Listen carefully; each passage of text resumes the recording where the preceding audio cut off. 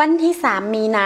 2025 นี้สหายพลตรีวงศ์สร อินปันพิมพ์รองรัฐมนตรีกระทรวงป้องกันประเทศหัวหน้ากรมใหญ่การเมืองกองทัพได้เยี่ยมยามและพบปะโอลมพนักงานหลักแหล่งกองบัญชาการทหารแขวงหลวงพระบางโดยมีสหายพลจัตวาวิลเลียมวงศ์ทิสารหัวหน้าการทหารกองบัญชาการทหารแขวงมีคณะพักคณะบัญชาองค์การพนักงานหลักแหล่งกรมกองอ้อมข้างเข้าร่วม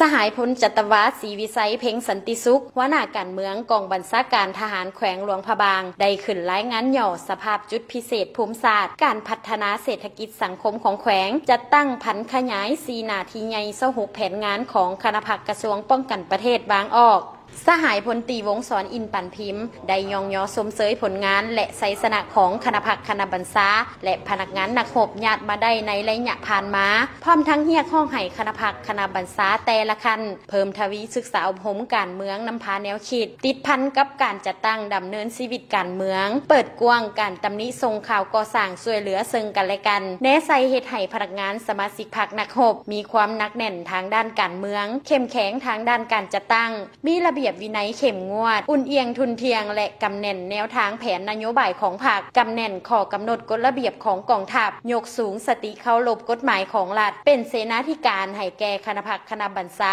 ทางด้านเวียกงานวิชาเฉพาะและห่าวหันเฮ็ดสำเร็จหน้าที่การเมืองที่ได้รับมอบหมายบนพื้นฐานเสริมขยายทัดแท้มูลเสื่ออันดีงามของกองทัพยกสูงนำใจเสียสละส่วนตัวเพื่อผลประโยชน์ส่วนรวมเอาใจใส่ก่อสร้างพรรคตามหาหลักการ3ทิศนำก่อสร้างพนักงาน3หุ้นสืบทอดเปลี่ยนแทนให้มีคุณภาพจัดตั้งกำลังหันลงก่อสร้างหักฐานการเมืองปฏิบัติตาม4เนื้อใน4คาดหมายพร้อมกันนี้ให้เอาใจใส่สร้างพลธิการกับทีปฏิบัติตามทิศ4ปลูก4เลี้ยงบนพื้นฐานให้เสสูน้ำใจเพิงตนเองกุ้มตนเองและสร้างความเข้มแข็งด้วยตนเองคุดค้นเงื่อนไขทาแหงบ่มซ่อนและความสามารถตัวจริงของกรมกองตั้งทัพบุกทะลุตามทิศน้ำมติ4ของกรมการเมืองศูนย์กลางภาควางออกว่าด้วยการสร้างเศรษฐกิจเอกราชให้ปรากฏผลเป็นจริงและพร้อมกันสืบต่อหัดแน่นความสามัคคีกับประเทศเพื่อนมิตรยุทธศาสตร์โดยเฉพาะแมนบรรดาประเทศที่มีสายแดนติดจอดของแขวง